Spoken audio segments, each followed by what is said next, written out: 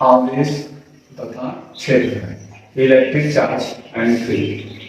इसमें सबसे पहले हम लोगों को ये देखना है कि विद्युत क्या होता है, फिर उसके बाद विद्युत आवेश के बारे में जानेंगे, फिर क्षेत्र के बारे में जानेंगे। तो सबसे पहले आपको पढ़ना है विद्युत। विद्युत विद्युत एक प्रकार की ऊर्जा होती है। विद्युत क्या होती है? एक प्रकार की ऊर्जा होती है। इस ऊर्जा इसलिए है कि इसी ऊर्जा के कारण कोई भी वस्तु हल्की वस्तुओं को अपनी ओर आकर्षित करता है। ठीक है, तो विद्युत एक प्रकार की ऊर्जा होती है। विद्युत एक प्रकार की ऊर्जा है जिसके कारण वह हल्की वस्तुओं को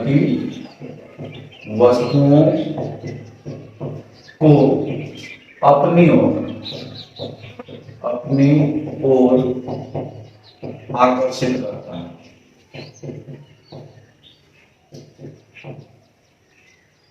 आकर्षित करता है, ये इसका नाम है। तो विद्युत क्या होता है? विद्युत एक प्रकार की ऊर्जा है जो हल्की वस्तुओं को अपनी ओर आकर्षित करता है।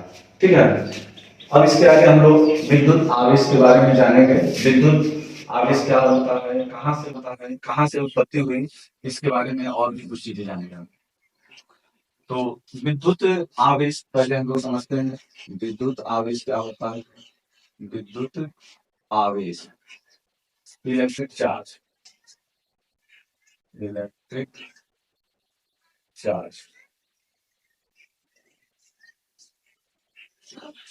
विद्युत आवेश किसी पदार्थ का वह गुण होता है जिसके कारण कोई भी पदार्थ विद्युत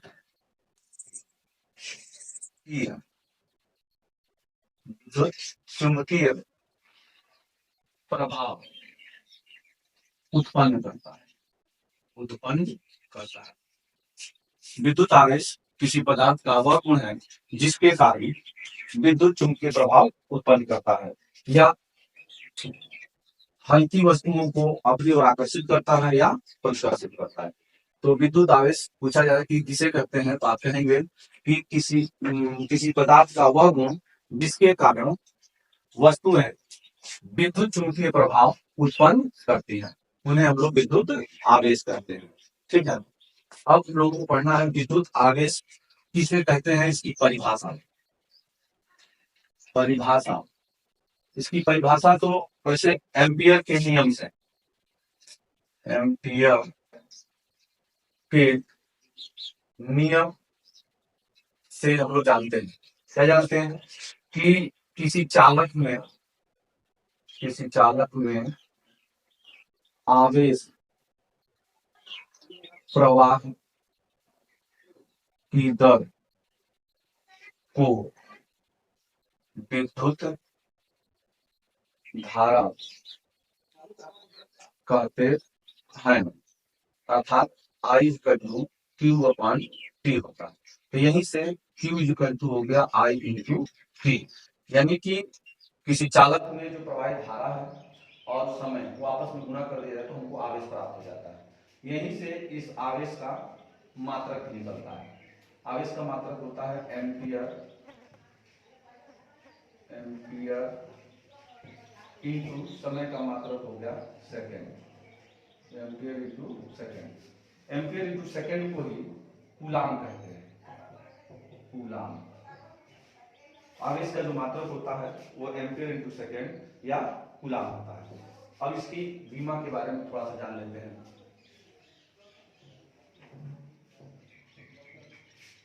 आवेश की विमा, आवेश की जो विमा होती है वो आवेश के मात्रक से हम लोग सूत्र से निकालें, Q इक्वल टू IT। इसका मात्रक होता है एम्पियर इंटू सेकेंड। तो विमा लिखेंगे, विमा एम्पियर को A से और समय को T से, इस तरह से एम्पियर आवेश की विमा हो गई। ठीक है, अब इसमें मेन बात है कि आवेश की उत्पत्ति कैसे हुई। तो हम लोग जानेंगे कि आवेश की उत्पत्ति कहाँ से हुई, कैसे हुई, उसके बारे में। वैसे आवेश की उत्पत्ति तो थेल्स ने 600 ईसा पूर्व पहले कर दिया था, ठीक है, लेकिन उनका नाम नहीं आया। इसलिए नहीं आया कि उन्होंने प्रयोग करके परीक्षण उनका नहीं किया, इसलिए उनका नाम नहीं आता है। एक वैज्ञानिक है बेंजामिन फ्रैंकलिन, उन्होंने इस बात को खोजा भी और प्रैक्टिकल करके परीक्षण किया और उसको समाज में प्रदर्शित किया। उन्होंने बताया कि आवेश की खोज का जो मुख्य कारण है वो है घर्षण। आवेश की खोज का मुख्य कारण है घर्षण, ठीक है। घर्षण से ही आवेश की उत्पत्ति हुई है, ठीक है। उससे संबंधित उन्होंने प्रयोग किए। क्या क्या प्रयोग किए? जैसे उन्होंने लिया कि एक कांच की छड़ लिया और उस कांच की छड़ को किसी रेशम के टुकड़े से इसको घर्षण कराया और उसको एक रिजिड बॉडी से लटका दिया। और दूसरा एक और कांच का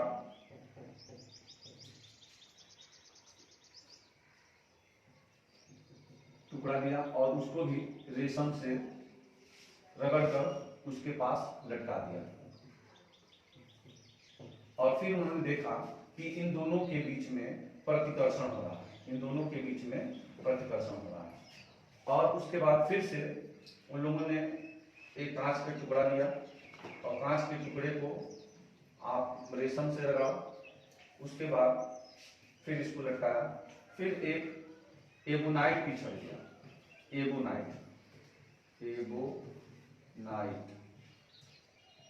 की छड़, उसको भी रेशम से रगड़ा और इसके पास लटकाया। इसमें आकर्षण हुआ, इसमें इन दोनों के बीच में आकर्षण हुआ। तो इस प्रैक्टिकल को देखते हुए उन लोगों ने सोचा कि रेशम के कांच से रगड़ा और एक पास किया, उसी रेशम को कांच और एबोनाइट को रगड़ा, उसको पास किया, तो इनके बीच में प्रतिकर्षण हुआ, प्रतिकर्षण हुआ और इनके बीच में आकर्षण हुआ। तो इससे सिद्ध हो गया कि आवेश जो होता है वो दो प्रकार का होता है। आवेश, इसी से सिद्ध हो पाया कि आवेश जो है दो प्रकार का होता है। लेकिन ये नहीं पता चल पाया कि आवेश दो प्रकार का है तो किस पर कौन सा आवेश है। तो आवेश जो ये दो प्रकार का होता है, इसको नाम देने वाले वैज्ञानिक का नाम था बेंजामिन फ्रैंकलिन। तो उन्होंने बताया कि आवेश जो है वो दो प्रकार का जो होता है, एक का नाम दिया उन्होंने पॉजिटिव चार्ज यानी धनात्मक आवेश, धनात्मक आवेश, और दूसरा जो है नाम दिया ऋणात्मक आवेश, ठीक है। एक का नाम दिया आवेश का धनात्मक आवेश और दूसरे का नाम दिया ऋणात्मक आवेश। लेकिन ये कंफर्म नहीं हो पाया कि किस पर धन चार्ज आया होगा, किस पर ऋण चार्ज आया होगा। तो ये कोई गारंटी नहीं है कि इस पर प्लस चार्ज ही होगा, इस पर भी प्लस चार्ज ही होगा। प्लस प्लस चार्ज होगा, इस पर प्लस चार्ज और इस पर माइनस चार्ज। ये कोई जरूरी नहीं है कि दोनों पर जो चार्ज है वो पॉजिटिव निगेटिव होगा या निगेटिव पॉजिटिव होगा, इस तरह से। अब इनमें इसको पता लगाने के लिए कि ये कैसे कंफर्म हो कि इस पर कौन सा चार्ज है, इस पर कौन सा चार्ज है, तो उसके लिए उन्होंने एक प्रयोग किया था, छोटा सा प्रयोग है विद्युतदर्शी का। विद्युतदर्शी यंत्र द्वारा, विद्युतदर्शी जिसको हम बोलते हैं इलेक्ट्रोस्कोप, इलेक्ट्रोस्कोप। इस विद्युतदर्शी यंत्र द्वारा ये पता लगाया गया कि किस पदार्थ पर किस प्रकार का चार्ज है। तो इसमें जनरली देखा बनाया गया है, जो एक कांच का उन्होंने जार लिया था ऐसे, और कांच के जार में एक इलेक्ट्रोड लिया था, इसके ऊपर यहाँ घुंडी लगा दिया था, घुंडी, और इस इलेक्ट्रोड में नीचे यहाँ स्वर्ण पत्ती, दो स्वर्ण पत्ती यहाँ पे लगा दिया था। और इस घुंडी के पास इस कांच की छड़ को जब ले जाया गया, ऐसे इस तरह से टच कराया गया, ये कांच की ये जो छड़ है इसको टच कराया गया, तो इसमें से आवेश नीचे की ओर उतरना शुरू हुए। चूंकि चालक है तो इसमें से आवेश उतरेंगे, तो इस पर भी आवेश और इस पर भी आवेश इस तरह बनेगा। तो इस तरह से ये इधर भी प्लस चार्ज, इधर प्लस चार्ज, ये तेजी से ऐसे फैल जाता है। तो ये इसका जैसे ही चार्ज नीचे उतरेगा ये प्लेट इस तरह से फैल जाएगा, क्योंकि आवेश का जो मूल गुण है वो है पॉजिटिव पॉजिटिव होंगे, यानी एक प्रकार के आवेश, एक प्रकृति के आवेश अगर होंगे तो उनके बीच में प्रतिकर्षण हो रहा था, अलग अलग प्रकृति के आवेश होंगे तो उनके बीच में आकर्षण होता है। तो यहाँ पे ये भी पॉजिटिव, ये भी पॉजिटिव, इसलिए इनके बीच में प्रतिकर्षण हो रहा है, यहाँ पे प्रतिकर्षण हो रहा है। तो इससे पता चला कि इस पर कोई ना कोई तो चार्ज है, लेकिन ये कंफर्म नहीं पाया कि इस पर पॉजिटिव चार्ज है। तो इसके बाद इसी पर उन्होंने एक ऋणात्मक वाला आवेश, जो दूसरे प्रकार का जो आवेश था, एबोनाइट की छड़ को ले गए, एबोनाइट की छड़ को जब ले गए इस पे, तो मान लेते हैं इस पर माइनस आवेश था। तो इसमें जो गुंडी के माध्यम से इसमें जो चार्ज है वो आपका निगेटिव चार्ज अगर मान के चल रहा है तो ये नीचे उतरेगा, माइनस ऐसे नीचे उतरता जाएगा और इन दोनों प्लेटों पर फिर से माइनस चार्ज पर आ जाएगा। तो माइनस माइनस अगर है तो भी इसमें प्रतिकर्षण हुआ, लेकिन इसमें प्रतिकर्षण थोड़ा धीरे हुआ और कम हुआ, इसलिए इसको कहा गया कि इस प्लेट पर ऋणात्मक चार्ज है, निगेटिव चार्ज है, ठीक है, और कांच पर जो है पॉजिटिव चार्ज है, कांच पर पॉजिटिव चार्ज है, क्योंकि इसमें जो चार्ज था वो पॉजिटिव इसलिए माना गया कि वो इसमें जब आवेश आया तो बहुत तेजी से इधर की ओर फैला और उसमें प्रतिकर्षण का मान अधिक दिखा, और इसमें प्रतिकर्षण का मान थोड़ा कम हुआ, धीरे से फैला और कम फैला, जिसके चलते कहा गया कि एबोनाइट पर जो है ऋण चार्ज है। इस प्रकार किसी भी पदार्थ पर चार्ज किस प्रकृति का होगा इस यंत्र द्वारा पता लगाया जाता है, ठीक है। अब इसमें आवेश की जो वास्तव में जो उत्पत्ति का मूल कारण है उसके बारे में हम लोग समझते हैं। आवेश की उत्पत्ति का जो मूल कारण है वो इलेक्ट्रॉनिक थ्योरी के माध्यम से हम लोग जानेंगे। इसमें मेन चीज है, इलेक्ट्रॉनिक थ्योरी को समझने से पहले हम लोग थोड़ा सा ध्यान देते हैं। आवेश की उत्पत्ति का जो मेन कारण है वो है इलेक्ट्रॉनिक सिद्धांत, इलेक्ट्रॉनिक सिद्धांत। इसमें कैसे आवेश वास्तव में किसी पदार्थ पर उत्पन्न होते हैं इसके बारे में हम लोगों को जानना है। इसमें बताया गया है कि प्रत्येक पदार्थ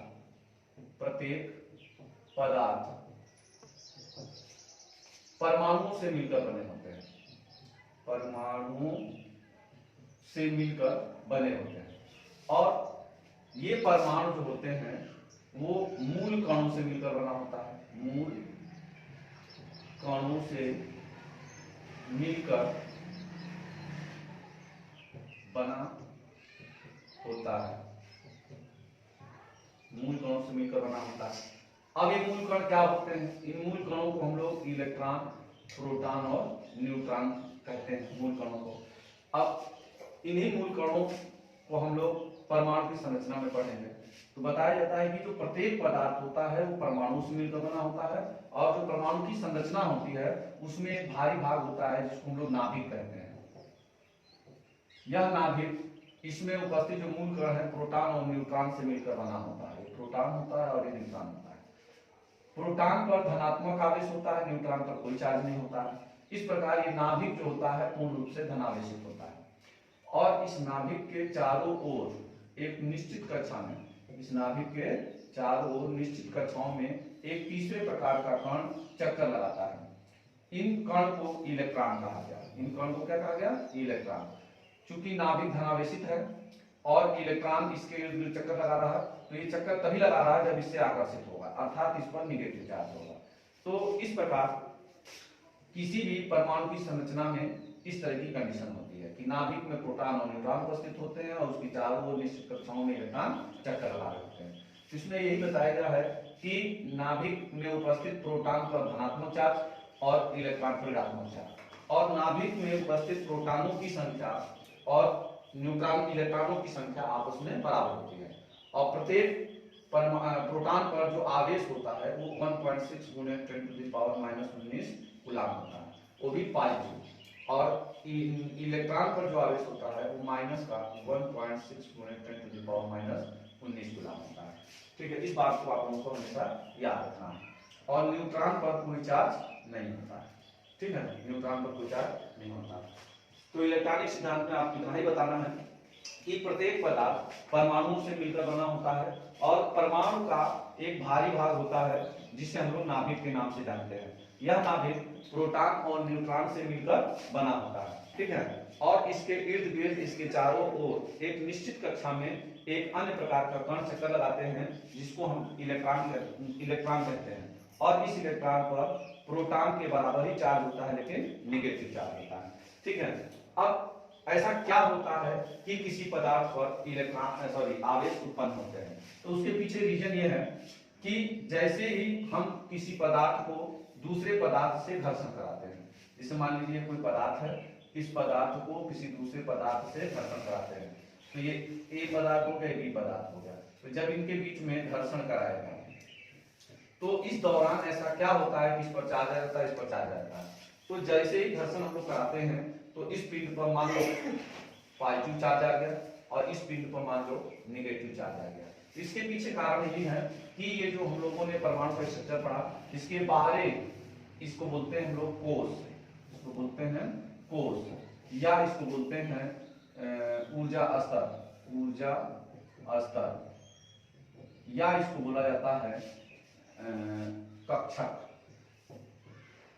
इन तीन नामों से इनको जाना जाता है, जिसमें इलेक्ट्रॉन चक्कर लगाते हैं।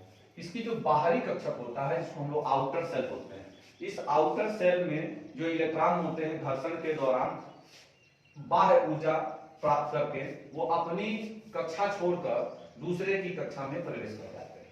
ये इलेक्ट्रॉन ही अपनी कक्षा छोड़कर दूसरे की कक्षा में चले जाते हैं, जिससे इस पिंड पर इलेक्ट्रॉन की कमी हो जाती है और इसमें इलेक्ट्रॉन की अधिकता हो जाती है, इलेक्ट्रॉन की अधिकता हो जाती है, जिससे इस पर धन आवेश आ जाता है और इस पर ऋण आवेश उत्पन्न हो जाता है। यही मूल कारण है। अगर इसमें आवेश की इलेक्ट्रॉन की कमी नहीं होती तो इस पर आवेश प्लस नहीं आता। जैसे ही एक पिंड से इलेक्ट्रॉन दूसरे पिंड में जाता है तो जिस पिंड में इलेक्ट्रॉन की कमी होती है उस पर धनात्मक चार्ज और जिस पिंड में इलेक्ट्रॉन की अधिकता होती है उस पर नेगेटिव चार्ज उत्पन्न हो जाता है। इस तरह से इलेक्ट्रॉन थ्योरी द्वारा क्लियर हुआ कि किस पिंड पर धन चार्ज होगा और किस पिंड पर